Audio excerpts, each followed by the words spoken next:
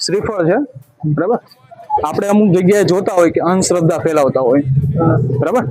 તો શ્રીફળ ની અંદર શું છે, બરાબર, હું તમને લાસ્ટમાં કહું. પેલા ને વધેરી દૂર રહેજો.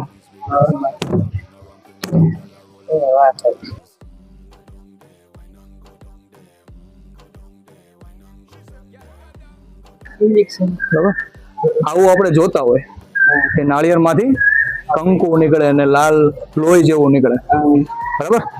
આ શા માટે આવું થાય છે? તો કે આમાં વોશિંગ પાવડર, બરાબર, અને હળદર બે મિક્સ કરેલી હતી, બરાબર.